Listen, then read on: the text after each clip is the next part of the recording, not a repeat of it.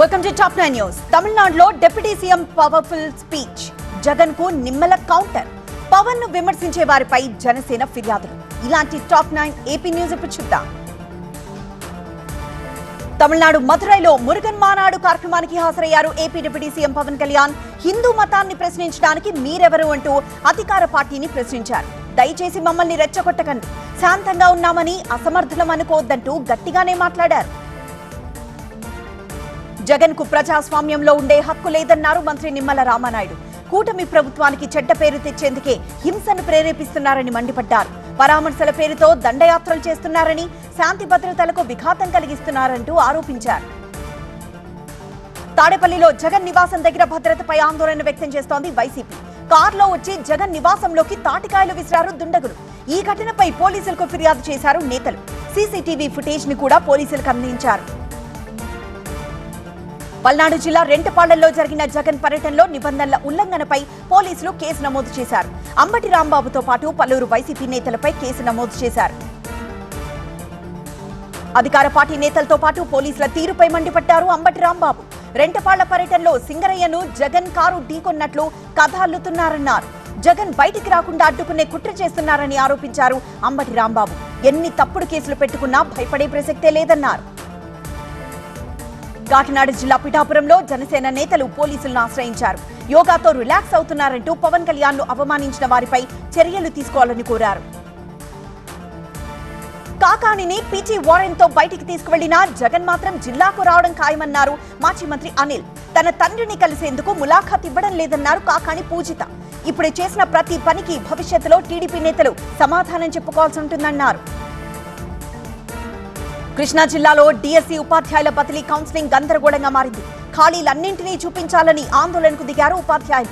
తాము నివాసం ఉండే ప్రాంతానికి సమీప ప్రాంతాల్లో పోస్టింగ్ ఇవ్వాలని డిమాండ్ చేశారు. విద్యుత్ అధికారుల నిర్లక్ష్యంపై మంత్రి నారా లోకేష్ కు ఎక్స్ లో ఫిర్యాదు చేశారు అనంతపురం జిల్లా రైతు నారాయణ రెడ్డి. చెట్లు అడ్డంగా ఉన్నాయన్న సాకుతో జంపర్లు కట్ చేసి పట్టించుకోకుండా వెళ్లిపోయారన్నారు. ఫిర్యాదు చేసిన గంటల్లోనే సమస్య పరిష్కారమైంది. 3 అంశాలపై రేపు కీలక చర్చ. బీఆర్ఎస్ పై పొంగులేటి తూటాలు, బీజేపీకి కూనంనేని చొరకలు. ఇలాంటి టాప్ 9 తెలంగాణ న్యూస్ చూద్దాం. రేపు తెలంగాణ కేబినెట్ సమావేశం కానుంది. సీఎం రేవంత్ రెడ్డి అధ్యక్షతన మధ్యాహ్నం 3 గంటలకు మంత్రివర్గం భేటీ కానుంది. 3 అంశాలపై ప్రధానంగా చర్చించనుంది. అన్ని శాఖల హెచ్ఓడీలు అందుబాటులో ఉండాలని ఆదేశాలు ఇచ్చారు. హైదరాబాద్ సచివాలయంలో కేబినెట్ సబ్ కమిటీ భేటీ అయింది. ఈ సమావేశంలో డిప్యూటీ సీఎం భట్టి, మంత్రులు కోమటిరెడ్డి వెంకటరెడ్డి, ఉత్తమ్ కుమార్ రెడ్డి పాల్గొన్నారు. పెండింగ్ పనులు, టెండర్లు, నిధుల మంజూరుపై చర్చించారు నేతలు. నెలాఖరు వరకు ప్రభుత్వానికి నివేదిక అందజేయనున్నారు మంత్రులు. బీఆర్ఎస్ పార్టీ సినిమా డ్రామాలతో 2 సార్లు ప్రజలను మభ్యపెట్టిందని ఆరోపించారు మంత్రి పొంగులేటి శ్రీనివాసరెడ్డి. ఇకపై తెలంగాణలో షో ఉండదని, అంతా రియలేనని చెప్పారు. ప్రజలను రెచ్చగొట్టడమే బీఆర్ఎస్ పనిగా పెట్టుకుందని ఆరోపించారు. రేవంత్ మాటలతో ప్రజల ఆత్మస్థైర్యం దెబ్బతిందన్నారు ఎంపీ ఈటెల రాజేందర్. కమిషనర్లకు బీజేపీ వ్యతిరేకం, ప్రాజెక్టులకు కాదన్నారు. గొప్ప నాయకత్వం ఉన్న పార్టీ బీజేపీ అని చెప్పారు.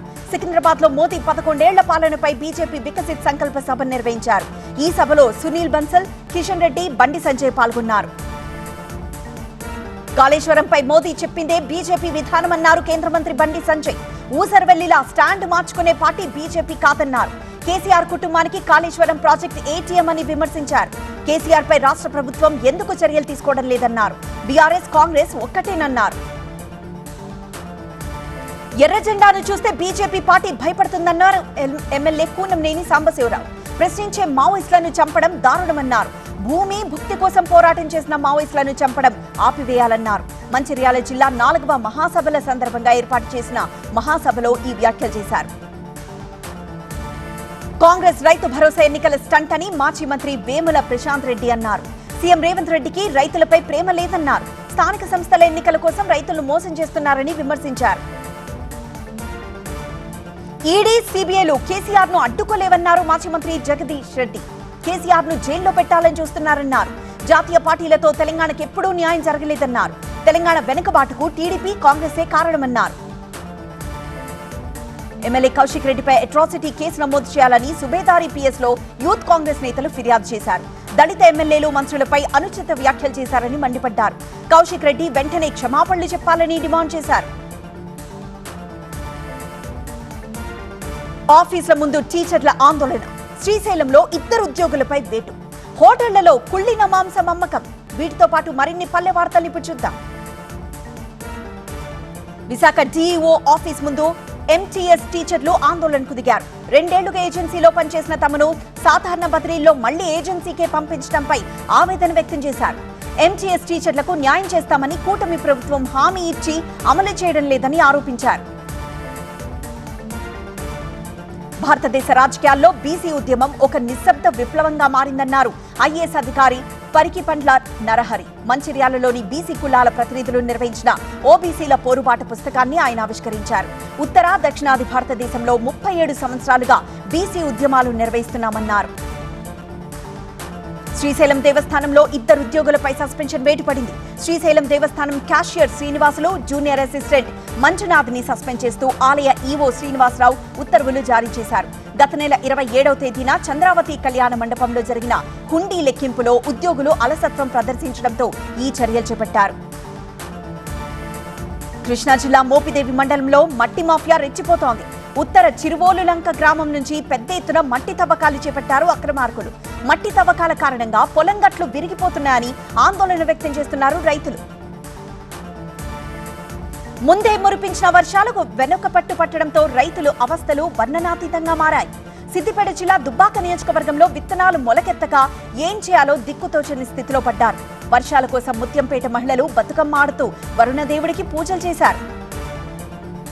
సత్యసాయి జిల్లా హిందూరం మండలం బసవన్నపల్లిలో గోమాంసం విక్రయాలపై పోలీసులు ఉక్కుపాతం మోపారు. అర్ధరాత్రి తనిఖీలు చేసి గోమాంసం తరలిస్తున్న 8 మందిని అదుపులోకి తీసుకున్నారు. 6 వాహనాలను సీజ్ చేశారు. అంబేద్కర్ కోనసీమ జిల్లా మామిడికుదురులో ఈదురుగాలులతో భారీ వర్షం కురిసింది. దీంతో పార్వతీ రామలింగేశ్వర స్వామి ఆలయ ప్రాంగణంలో ఉన్న ధ్వజస్తంభం నేల కొరిగింది. ఈ సమయంలో ఎవరూ లేకపోవడంతో పెను ప్రమాదం తప్పింది.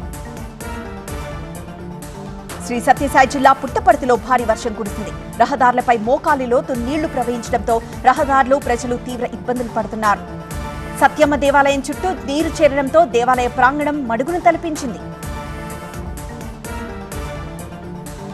ఉత్తరాన దంచుతోన్న వర్షాలు, నక్సలైట్లకు అమిత్ షా వార్నింగ్, రాహుల్ కు ఫడ్నవీస్ చురకలు. ఇలాంటి టాప్ 9 నేషనల్ న్యూస్ చూద్దాం. ఒడిశాలోని బాలేశ్వర్ జిల్లాలో ప్రజలను వరదలు భయపెడుతున్నాయి. రాజ్ఘాట్ గ్రామం సమీపంలోని సువర్ణరేఖ నది ప్రమాద స్థాయి దాటి ప్రవహిస్తోంది. బలియాపల్, భోగరాయ్, జలేశ్వర్ తదితర గ్రామాలపై వరదలు ప్రభావం చూపుతున్నాయి. 100కు పైగా కుటుంబాలను సురక్షిత ప్రాంతాలకు తరలించారు. నైరుతి రుతుపవనాలు బలపడుతూ ఉండడంతో దేశంలోని పలు రాష్ట్రాల్లో ఉరుములు, ఈదురుగాలులతో కూడిన భారీ నుంచి అతి భారీ వర్షాలు పడతాయని భారత వాతావరణ శాఖ పేర్కొంది. ఇప్పటికే గుజరాత్, ఒడిశా, మధ్యప్రదేశ్, ఛత్తీస్గఢ్ వంటి రాష్ట్రాల్లో రుతుపవనాల వల్ల అతి భారీ వర్షాలు కురుస్తున్నాయి. ఛత్తీస్గఢ్ లో నక్సలిజాన్ని నిర్మూలించాలని మరోసారి చెప్పారు కేంద్ర హోంమంత్రి అమిత్ షా. వర్షాకాలంలో కూడా నక్సలిజానికి వ్యతిరేకంగా ఆపరేషన్ కొనసాగుతుందన్నారు. నక్సలైట్లకు ఒకే ఒక ఆప్షన్ ఇచ్చారు. నక్సలైట్లు ఆయుధాలు వదిలేసి అభివృద్ధి పదంలో భాగస్వాములు కావాలని పిలుపునిచ్చారు.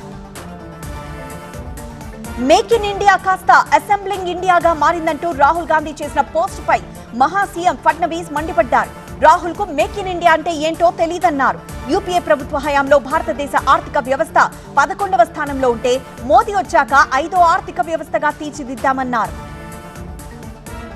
బీహార్ మాజీ సీఎం లాలూ ప్రసాద్ పై బీహార్ డిప్యూటీ సీఎం సామ్రాజ్ చౌదరి తీవ్ర స్థాయిలో విరుచుకుపడ్డారు. ఈ ఏడాది చివరిలో జరగనున్న బీహార్ అసెంబ్లీ ఎన్నికల్లో అవమానకరమైన రీతిలో ఆయన ఓటమి ఎదుర్కోక తప్పదని జోసే చెప్పారు. ఆర్జేడీ నేరస్తులతో నిండిపోయిందని విమర్శించారు. సమాజ్వాదీ పార్టీ అధికారంలోకి వస్తే పేద మహిళలకు 3,000 రూపాయలు ఆర్థిక సాయం అందిస్తామని అఖిలేష్ యాదవ్ తెలిపారు. యోగి ప్రభుత్వంలో మహిళలకు ఎలాంటి ఉపాధి లభించడం లేదని విమర్శించారు. యూపీలో మహిళలకు రక్షణ కూడా కరువైందని మండిపడ్డారు. బీహార్లో అసెంబ్లీ ఎన్నికలకు సమయం సమీపిస్తున్న వేళ అధికార ప్రతిపక్షాలు ప్రచార వ్యూహాల్లో బిజీగా ఉన్నాయి. ఈసారి ఆర్జేడీ నేత తేజస్వి యాదవ్ సీఎం అభ్యర్థిగా ఉంటారని ప్రచారం జరుగుతున్న సమయంలో ఆయన కీలక వ్యాఖ్యలు చేశారు. త్వరలో కూటమి ఏర్పడుతుందని, అందరం కలిసి సీఎం అభ్యర్థి ఎవరో నిర్ణయిస్తామని తెలిపారు. బర్మింగ్హామ్ నుంచి ఢిల్లీకి బయలుదేరిన ఎయిర్ ఇండియా విమానానికి బాంబు బెదిరింపొచ్చింది. దీంతో అప్రమత్తమైన అధికారులు ఆ విమానాన్ని రియాద్ కు మళ్లించారు. అక్కడ సురక్షితంగా ల్యాండ్ అయి ప్రయాణికులంతా దిగడంతో అంతా ఊపిరి పీల్చుకున్నారు. వేగంగా సాగుతున్న ఆపరేషన్ సింధు, పాక్ నేతలపై అసద్ విమర్శలు, కడుపులో 11 కోట్ల విలువైన డ్రగ్స్. ఇలాంటి టాప్ 9 వార్తలు మెట్రో న్యూస్ లో చూద్దాం. ఆపరేషన్ సింధులో భాగంగా ఇరాన్ నుంచి మరో విమానం ఢిల్లీకి చేరింది. మొత్తం 311 మంది భారతీయులు ఈ విమానంలో భారత్కు వచ్చారు. వీరిలో ఎక్కువ మంది ఇరాన్ లో చదువుకునేందుకు వెళ్లిన విద్యార్థులే ఉండగా ఇందులోనూ 200 మంది కశ్మీరీలున్నారు. ఇరాన్ పై అమెరికా దాడి చేయడాన్ని తప్పుపట్టారు ఎంఐఎం చీఫ్ అసదుద్దీన్ ఓవైసీ. ఇలా బాంబులు వేసే ట్రంప్ కు నోబెల్ బహుమతి ఇవ్వాలని పాకిస్తాన్ నామినేట్ చేయడం హాస్యాస్పదమన్నారు. దీనికోసమే మునీర్ ట్రంప్ తో విందు చేశారా అని మండిపడ్డారు. ఛత్తీస్గఢ్ రాజధాని రాయ్పూర్ లో ఓ ప్రైవేట్ ఆర్మీ ట్రైనింగ్ స్కూల్ యజమాని యువకులకు టార్చర్ చూపిస్తున్నాడు. దారుణంగా కొడుతూ హింసలు పెడుతున్నాడు. ట్రైనింగ్ స్కూల్లో ఉన్న యువతులను కూడా వదలకుండా హింసిస్తున్నాడంటూ అనేక ఫిర్యాదులు పోలీసులకు అందడంతో కేసు నమోదు చేశారు. ముంబై ఎయిర్పోర్ట్ లో భారీగా బంగారం దొరికింది. 4 కిలోల 440 గ్రాముల బంగారాన్ని స్వాధీనం చేసుకున్నారు కస్టమ్స్ అధికారులు. 2 ఎయిర్పోర్ట్ ఉద్యోగుల్ని కూడా అదుపులోకి తీసుకున్నారు. సాక్సుల్లో పౌడర్ రూపంలో బంగారం దాచి ఉద్యోగులే తరలిస్తున్నట్లు గుర్తించారు. వాటితో పాటు భారీగా డ్రగ్స్ కూడా స్వాధీనం చేసుకున్నారు ముంబై డిఆర్ఐ అధికారులు. కడుపులో దాచిపెట్టుకున్న 1139 గ్రాముల 67 క్యాప్సూల్స్ ను కక్కించారు. వీటి ధర మార్కెట్లో 11 కోట్లుంటుందన్నారు.